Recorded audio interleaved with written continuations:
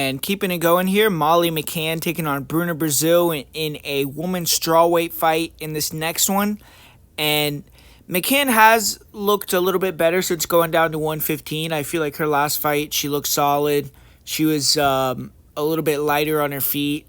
And she was showing off a kicking game, being a little bit more fluid, which I thought that was a better addition. You know, Molly McCann in other fights had been very hook heavy, you know, coming forward, just swinging.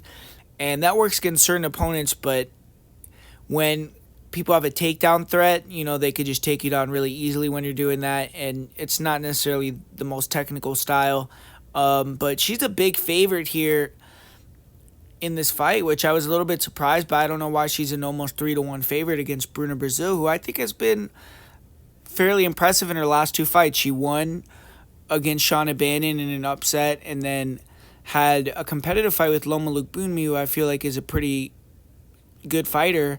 So I think that Bruna Brasil is UFC level, and she's going to potentially be able to prove that in this fight. And this fight's going to come down to who can control the range, honestly, because even though McCann has been getting better with her kicking game and things like that, she still has a very short reach, and I don't think she's going to want to go kick for kick with Brasil, who's a really nice, proficient kicker. So she's going to have to go back to her roots in this one and try to close the distance and make it more of a boxing match, probably mix in some takedowns, which she's gotten a lot better at blending in her level changes and getting these takedowns, which have been it's been a good progression from her. We saw Diana Belbita. She took her down, submitted her, which was pretty impressive.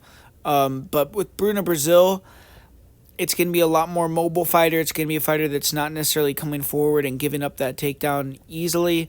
And Brazil is going to be looking to try to use her kicks at distance, obviously, probably chop the legs of McCann, maybe land some body kicks. And obviously her head kick, she's gotten finishes with that. It's dangerous.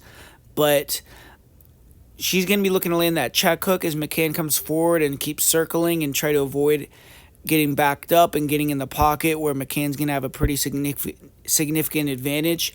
And Brazil could sometimes keep her chin in the air, so McCann's going to try to swarm her, back her up, and kind of just take her out. I feel like for Bruna, she's going to be trying to stay long.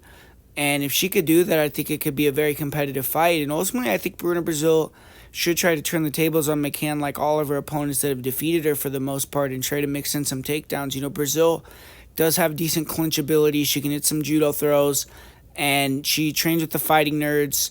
I think that they're going to have a good game plan cooked up for her, and it's going to be a lot closer fight than the line indicates. So ultimately, I just don't really see how McCann separates herself that much to be given that type of price tag.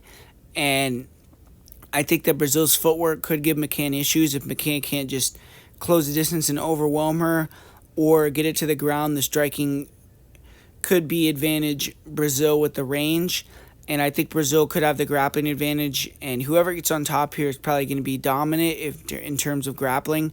So that's going to be the fight there, but I'm just, I'm going to lean with Bruna Brasil here in the upset just because I think the line is way off. More of a value play. If it was closer to even money, maybe I would roll with McCann, but at this number, I think Bruna Brasil is a live underdog.